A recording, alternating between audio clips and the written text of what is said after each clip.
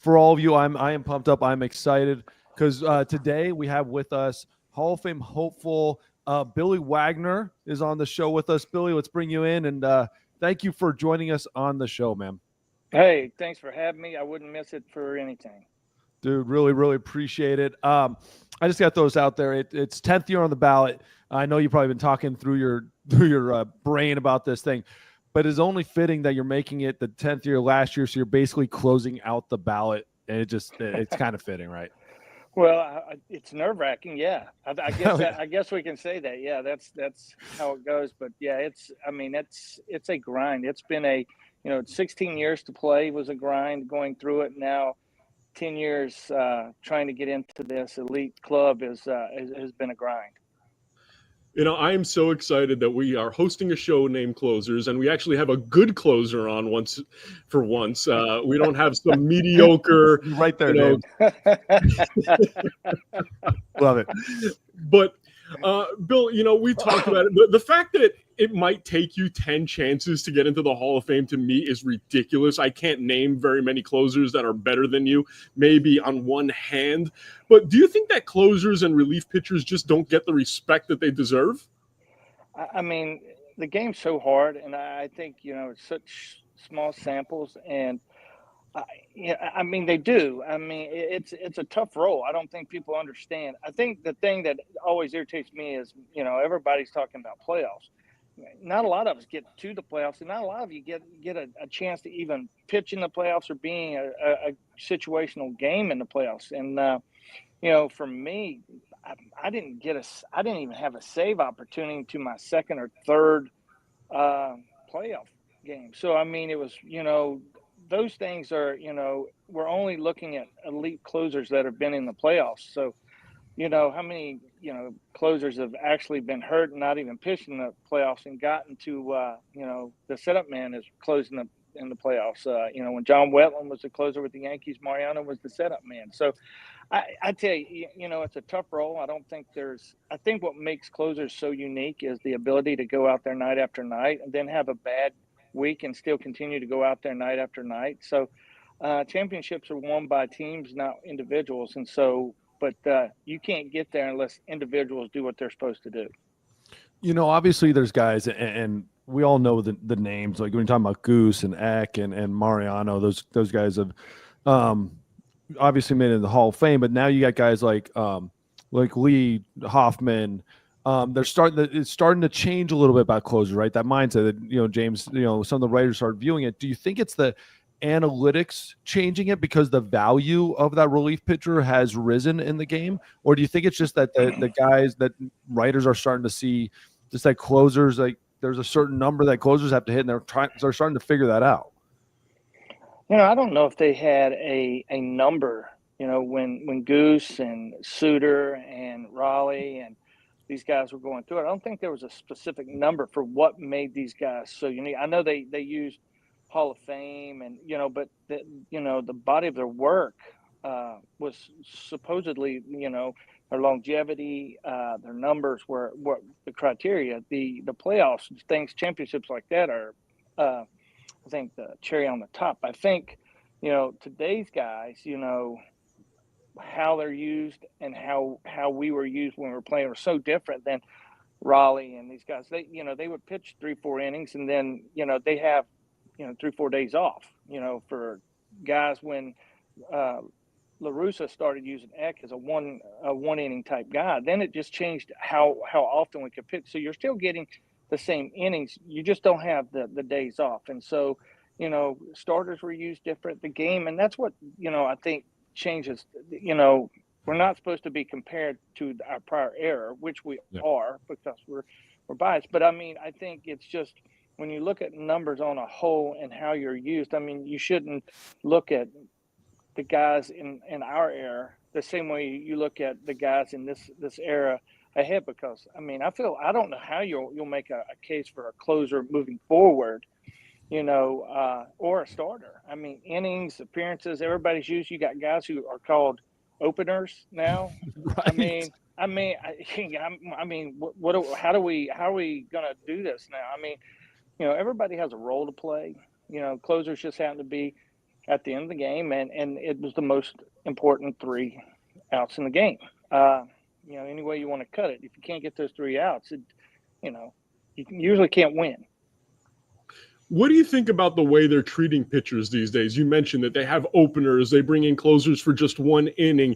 Do you think we're going backwards, making it more specialized, or should pitchers be able to get in any situation and go for longer than an inning? Well, the game has become all about metrics and numbers and ways to strategize a little different than we did. Your starters were meant to go complete games. I mean, ask Nolan, ask Bob Gibson, ask these guys. They didn't look for a Billy Wagner in the bullpen. They were, hey, I got this. And They were the Billy Wagner. Yeah, absolutely. They were the dudes. And so now you sit there and it started to change a little bit. And I mean, Larry Durker helped me to get to where I'm at today by, really pushing his starters to go as long as he could, which will allow me or a setup guy not have to fill in an extra inning here and there. And so it did make it easier. But now I just, the value of a pitcher per se is skewed, the abilities of today's players are much, I think on a whole, their abilities, their craft is completely 100 times better than what it was. I think every guy is just a tremendous athlete, the hitters and everything.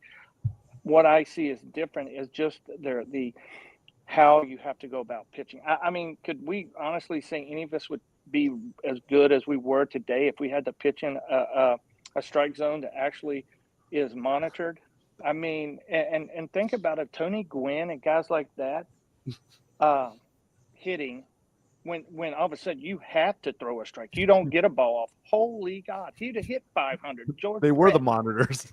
Oh, my God, it would have been unbelievable. And so, in so many things, the game has gotten a lot tougher, but it has you've changed how you make a pitcher pitch. Their stuff's great, but, probably 50% of the time they're just chucking it down the middle and letting their stuff work and playing the percentages of the guy getting out.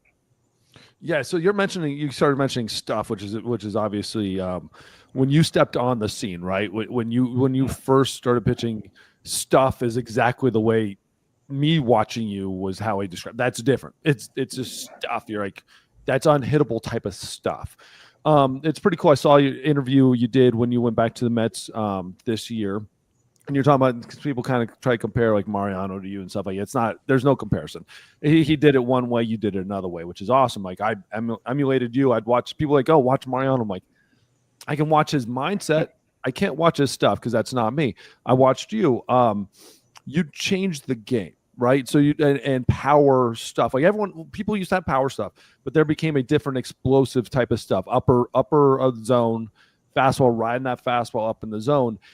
Do you feel at the time, do you feel like you were changing the game? And do you look at it now and say like, dude, like upper part of the zone, hard fastball with honestly, if we had the metrics, right, we know it'd be a high spin rate with upper vertical approach angle, right, with high rugged. It'd be all that stuff, and people would be talking about it all through theirs.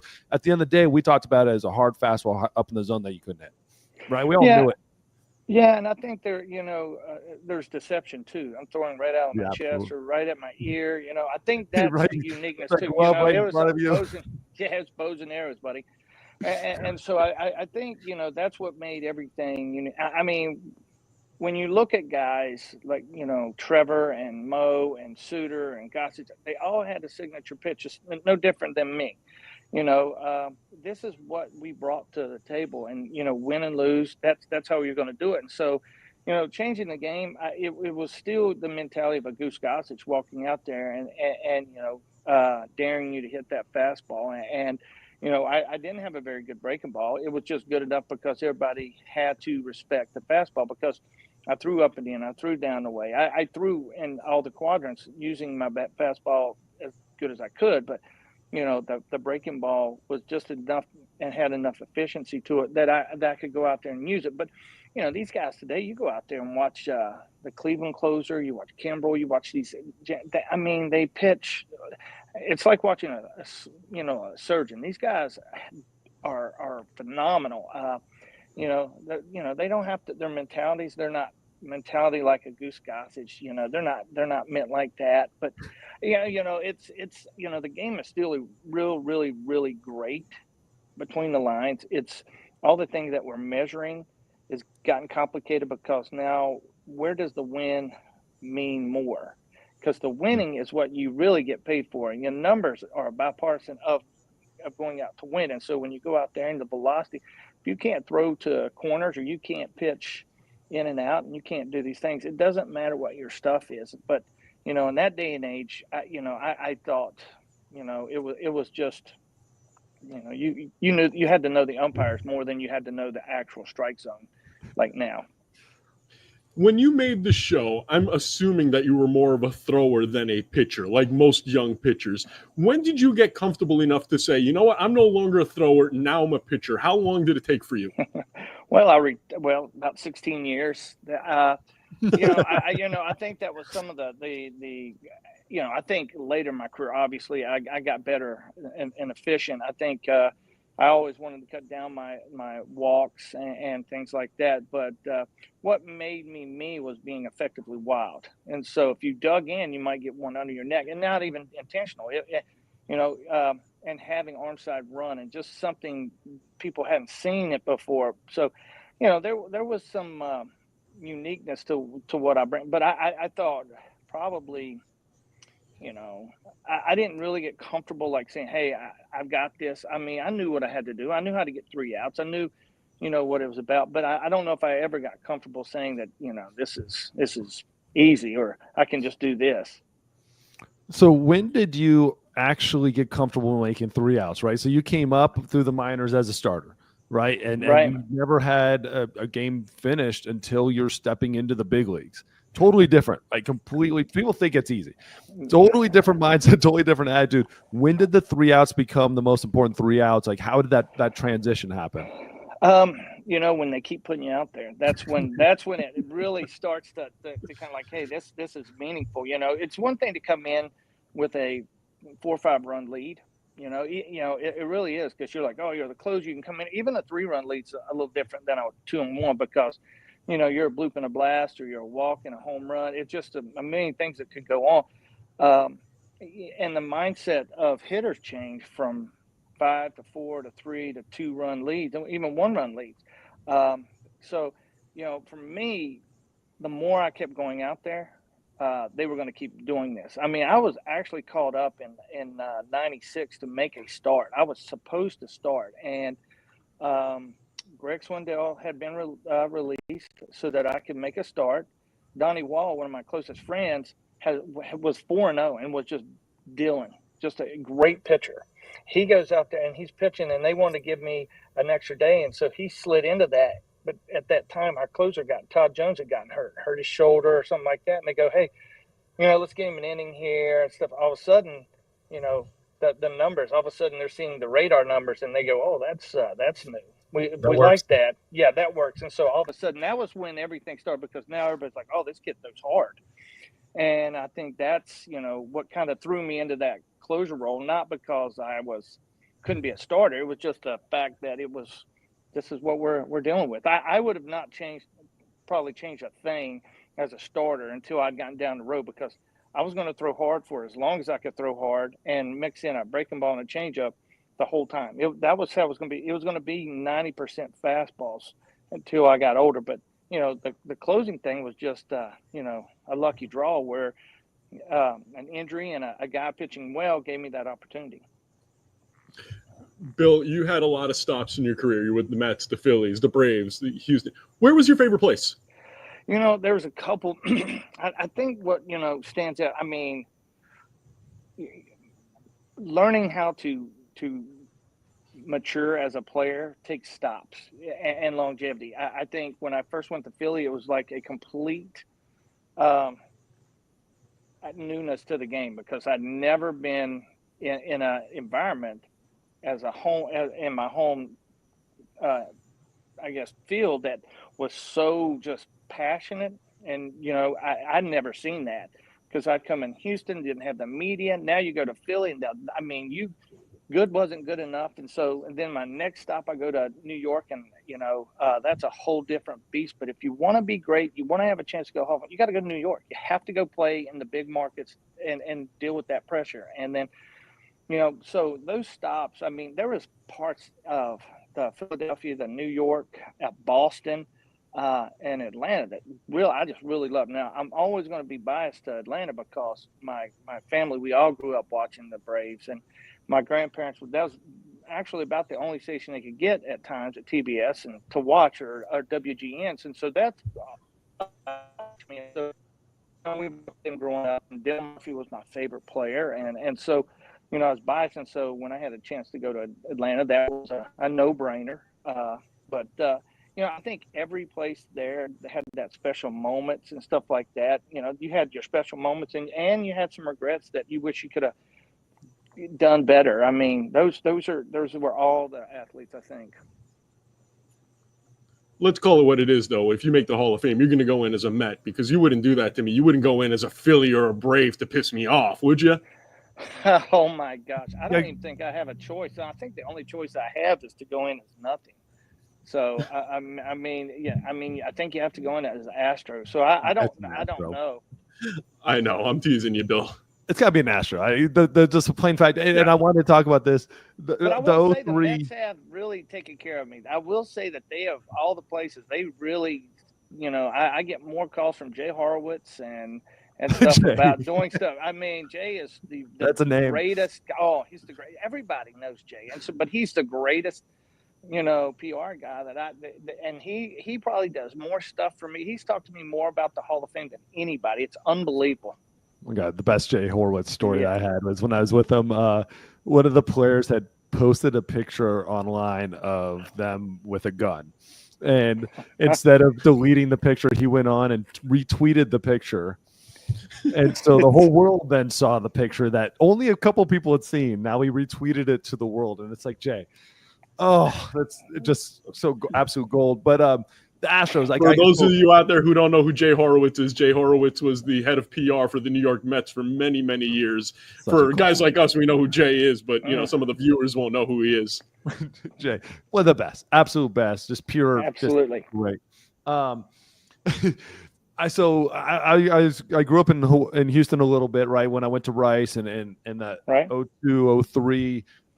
Sitting there watching the Astros, some pretty cool teams, some pretty great teams actually. That 03 team, that bullpen, Dotel, you. Did you know how special it was at the time? Like when you're sitting there and you're sitting there in the ninth, you're like, that game gets the 6. Like it's just over. Oh, no doubt. I mean, I don't think people realized that was like that whole time you had 3 closers. That's when you had and it fit real well because there was nobody, and Dotel wasn't selfish, Lidge wasn't selfish, and because the thing, and like we talked about it earlier in that year, and I said, because everybody's talking about these guys and having to worry about younger guys. I said, the only reason I have to worry is if I'm not doing my job. If I'm doing my job, I don't have to. And they were a huge push because they would go out, punch out 3 just as easy as anybody. And so you had to keep up with the Joneses. And I mean, that dude, they were. And Dotel was funky with his arm action, throwing 95, and then Lidge was just ridiculous. His stuff was so good. He was so good. He was so much fun. He made it look so easy. It was like 97 with a slider out of hell. Oh my gosh! So for me, I was a little naive because I was like, well, I'm still doing my job and I'm doing good. And the very next year I get traded. And you're like, what? And so, but look back and you go, well, I've got Lidge and I don't have to pay him as much in Dotel. And, those are things that, as a young player, you don't realize as much. But I mean, when we stepped in there, and I tell you, there's also, we had some bullpens where you had those 3 guys, Mike Jackson, you had him, you had Flash Gordon. That's right. That, and who am I? I'm missing Puffer Mike was there Williams. A little bit. Yeah, Puff. And Ricky Stone. You had guys, and with Jay Powell and guys like that. You could roll out some thunder against some people if you wanted to go 4 innings and turn it over to the bullpens. You could, and it was a dangerous scene. All right, fill in the blanks for me. Billy Wagner is on the mound, and This is the player that I don't want to see. I was going to ask. Miguel Olivo. Right. Just the most randoms. Nobody, everybody thinks that. Everybody's like, really? I'm like, yeah. I mean, you give me, oh my God! But I'm gonna tell you, I couldn't get him out, and it would be comical. He would walk up, and you could just, he knew it, and I knew it. I mean, you're just like this. I felt like, hey, let me chuck this over into the, left center, right center, be done with this. I mean, he hit a 3-footer, beat it out, hit a home run. I mean, anything's happened. And, he's a Gold Glove boxer, too. Because I remember somebody saying, you know what, you need to knock him down. I said, the hell I will. I said, that guy comes out there, I'm getting my ass kicked. I said, I will fight anybody besides that dude. Because that dude right there, and he knew it. Because I remember we would walk by and I'd go, yep, at least get one hit tonight.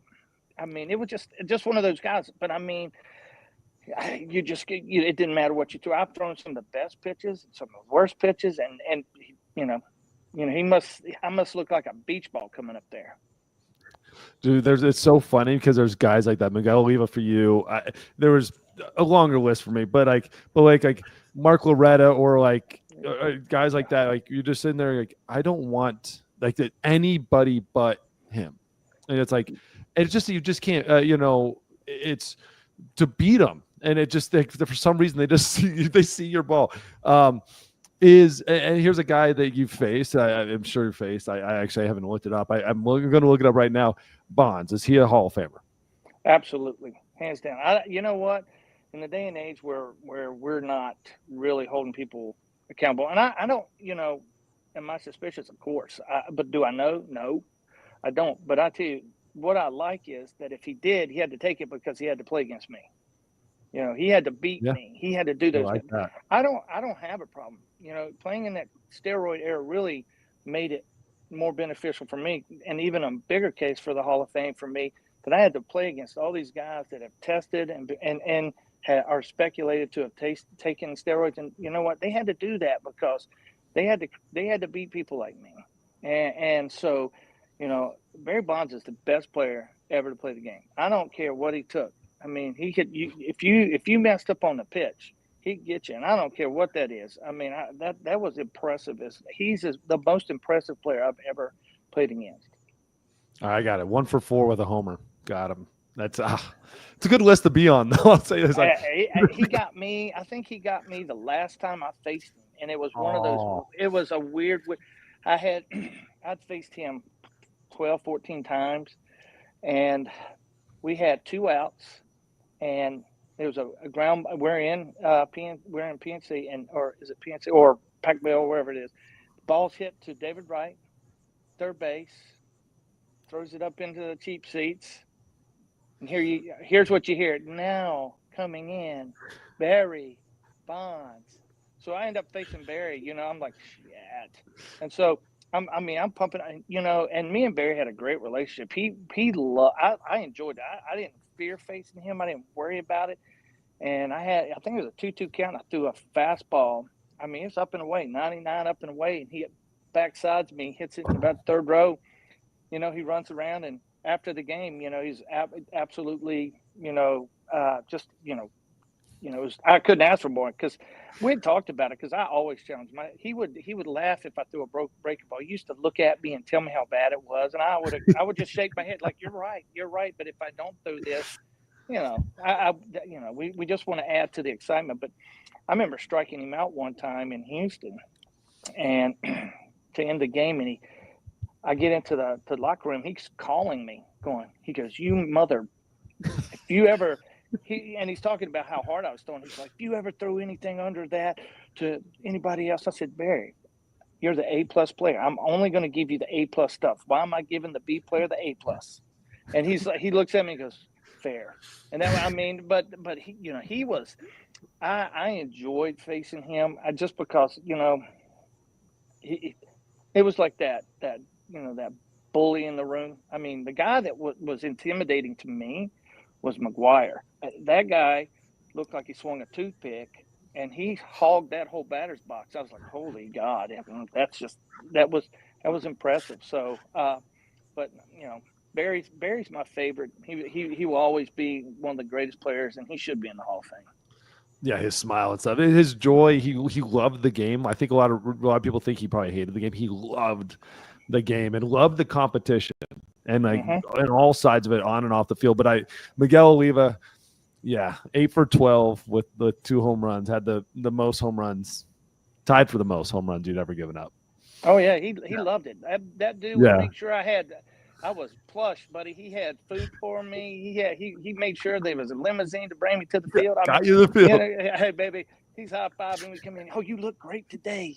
Oh, I mean, he was great though. I mean, you always have those guys, and I mean, the guys that probably don't get the most kudos, but I mean, Juan Pierre. Holy cow, that guy sucked to face. He was a nightmare. David Eckstein. I mean, you're 12 pitches in before you, and you got to face the dude behind him. Oh, I hated that. I'd be like, man, can you just hit this ground ball? Can you just, because you're not getting to pop up, and that guy knew how to rise to the occasion. And so, Juan Pierre's and guys like that, Mark Loretta's coming in. They were professional hitters who knew how to do it, and probably don't get all the kudos, but my gosh, they were the absolute glue to most teams. Billy, who are the guys that you like watching in today's game? Whether give me one hitter and one pitcher that you really enjoy watching. Goodness sakes. Well, I like watching Will Wagner hit. I'm a big fan of him. Watching him. He's not bad. I'm a big fan of watching him. Billy's son, for those of you who don't know, who plays for the Blue Jays, the team that David has his shirt on today. Being biased as a pitcher, I do like watching Garrett Cole. I do like guys who have that stuff quality, who doesn't back down. I like watching Garrett. What do you think of Skeens? Well, he's a different beast. He is a different beast. I mean, he's. I mean, right now he's just too good. I mean, his stuff. It's like watching John Smoltz young again. I mean, his stuff is John Smoltz all over, and he's very calm, relaxed, and he just knows he's a dude. That's what's really impressive and stuff. I do like watching him. I definitely will turn in a game to watch him. The other hitter I like watching is Vlad. Vlad has impressed me more and more as I've gotten to watch him because I'm watching Toronto. But him, there are quite a few guys that, and Altuve is fun to watch. But and I know this is terrible, and all hitters in the world are going to hate me, even my son. But the strike zone's so different now. I mean, you literally don't get away with a ball. I mean, if it is a ball, it's one of those balls that we used to get away with when we were playing, a ball off. And as a big league hitter, you're so big and strong. And I mean, you got triple dip bats and you're hitting off of rock flights. I mean, you'd think hitters were going to be a little bit better. I know the pitchers are better and their stuff's better, but the zone's so much more condensed. And, you would think because of just how well they, the game was played when we played, and listen to my son, he tells me all the time I'm full of it. But, and that tells you how hard this game is, that guys with, as much as they've condensed the strike zones and stuff like this, you're still not going to get guys who are going to hit 400 like Ted Williams. Yeah, it's incredible. The game's definitely changing, but it's your son's getting a good start in it. The ballot, the 2025 Hall of Fame ballot, make an argument for someone on that ballot who deserves to be in the Hall of Fame. Andrew Jones. Yes. Smoltz, Glavine, and Maddox do not have the numbers or the championships, divisional championships, if that guy's not in the outfield. And we played against him quite a bit when we were in the playoffs, and that guy robbed more hits. He made more plays than his first, from when he stepped in at 19 to probably 29. He was probably the best player. You could argue the best players. I mean, he changed everything. I mean, he took hits. Every hit was so, it was just tough to do. I mean, it was unbelievable how well their defense was with him out there. And I mean, when you have that guy running around the outfield, it's like having Devon White out there. I mean, the ball goes in there and he hits an out. And so I just think, and his offensive numbers, he was a threat. He was a big threat too. But I think I just think that his numbers, offensively and defensively. He should have been in the Hall of Fame a long time ago. I just don't think people understand the value of having somebody as good as him. And he could steal a base. And he could, and he was asked when he moved on from Atlanta to be a different player and, to be more of a power guy. And so, that changed him a little bit. But as you get older, your game changes. But he was still just, to this day, I think he's probably the greatest center fielder I've ever seen. I'm curious about your thoughts about Francisco Rodriguez, another fellow closer who is not getting the love that he deserves early on in his balloting. Yeah, that's a tough one because I think he is definitely quality. He's won a championship. He's been the best closer for a long time, and you know how politics plays this sport. That's the only reason why he's not in. I think the criteria they talk about is off the field and things like that.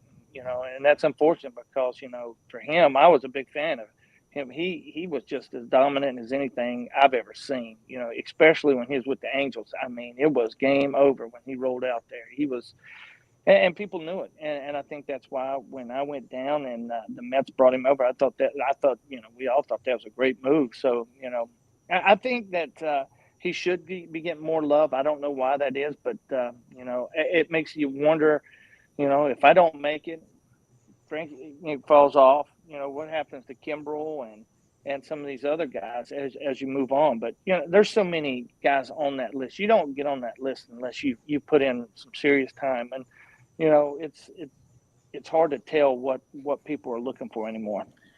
It's hard just getting on the ballot. David Ardsma and I, we used to joke a long time ago where he just fell short of the service time required to get onto the ballot, and we were going to bribe one of the writers just to get him one vote.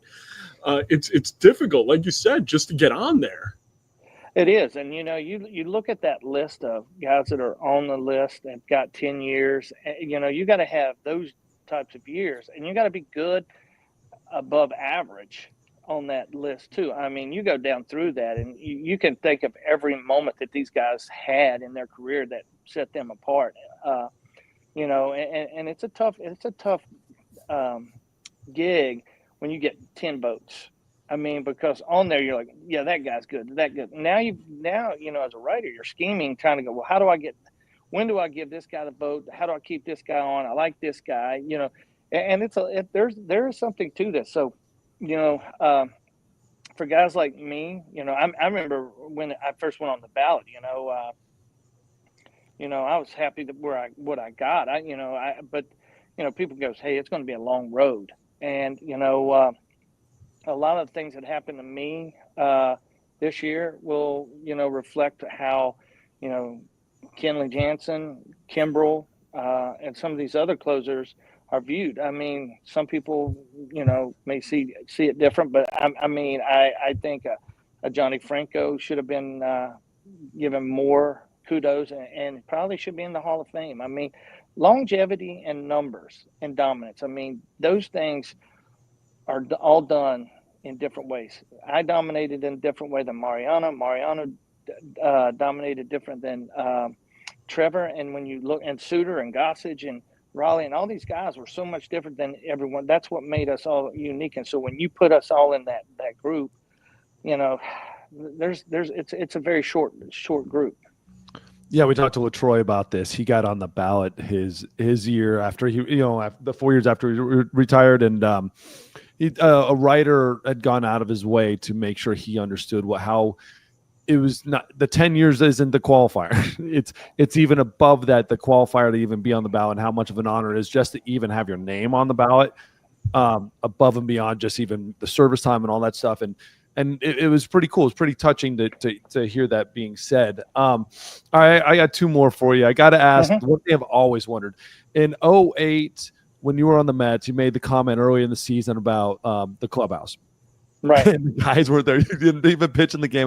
I still can't imagine any reporters coming up to me after a game I didn't even play and had nothing going on and asking me about the game. And they're not here. Big shock was the comment, right? Basically being shocker that they're not here to do it. Carlos Beltran was one of those guys you might have been alluding to. Was the air pretty little stiff the next day in the clubhouse? Did you guys clear that? Oh yeah. There was a lot. And and the funny thing is, if you've been in if you've been in the Mets locker room, the pitchers are on one side and the hitters are on the other.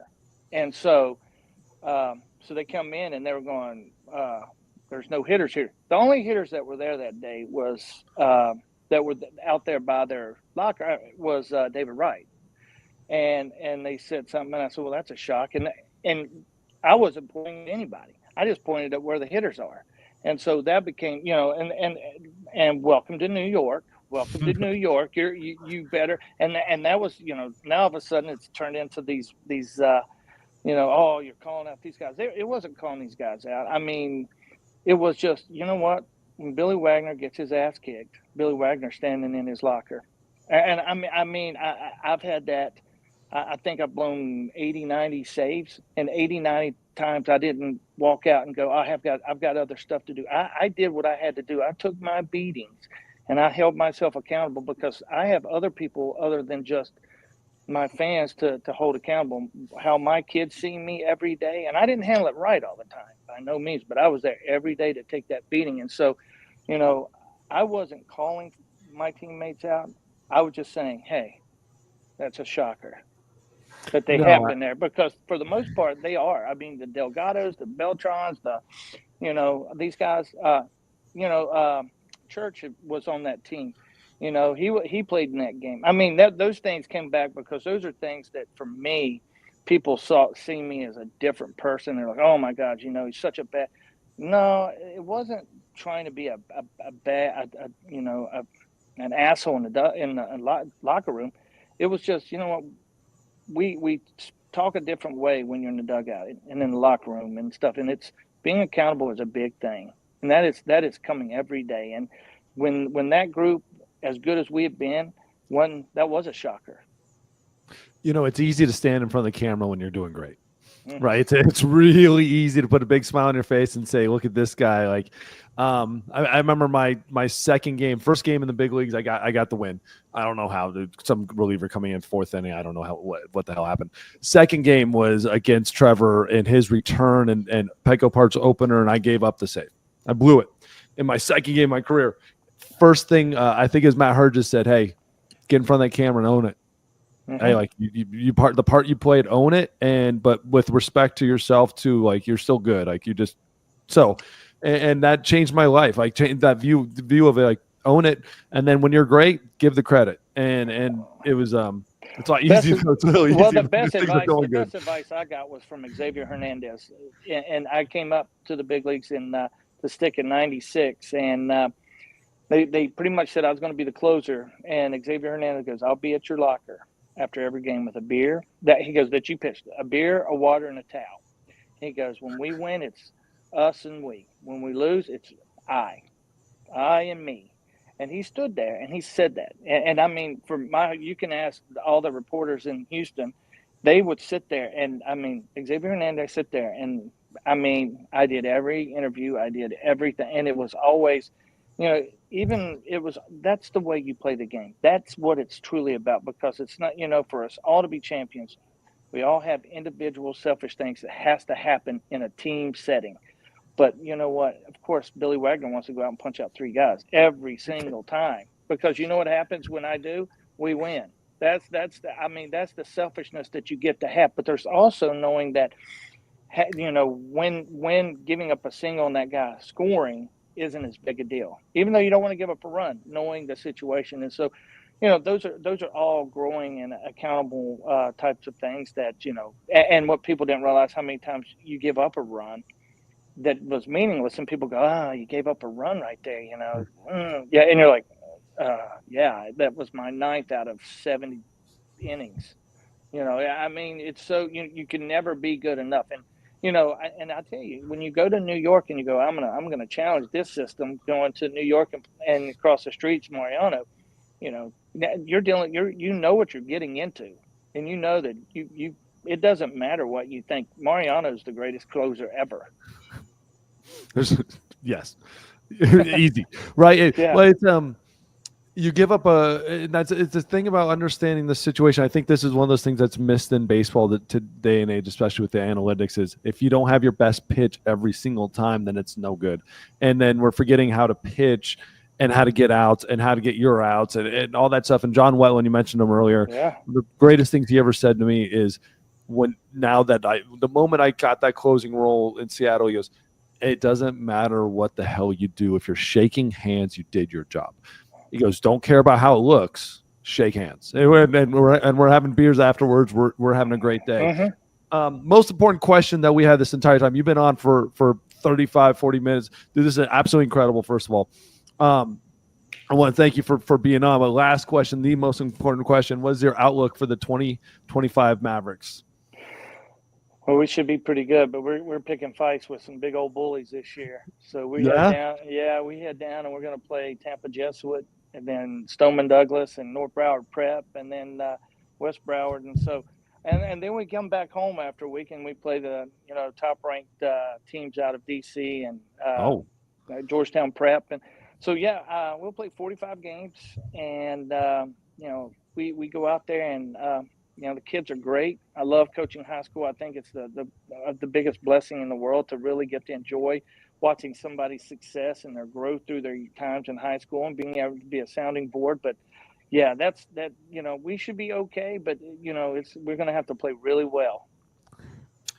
Billy, we can't thank you enough for having you on. You've been awesome. And in fact, I think what I'm going to do is I'm going to step aside. Since the show is called Closers, I'm going to let you and David be the new hosts of Closers. I'm just going to be behind the scenes collecting the money. Oh, I don't know. I'm more of a face guy than I am anything else. So, but I appreciate that. Hey, thank you again for coming on, man. Really, really, really appreciate it. Best of luck with the Hall of Fame, but it doesn't matter. One of the most important things you said is about your family, and that's all that matters. And the Hall of Fame is the icing on the cake. Absolutely. Well, I really appreciate you guys having me. It's also, to go on a show that's called Closer, it's always just an honor. Thanks, Billy. You're the best. Thanks, guys. Y'all have a good one.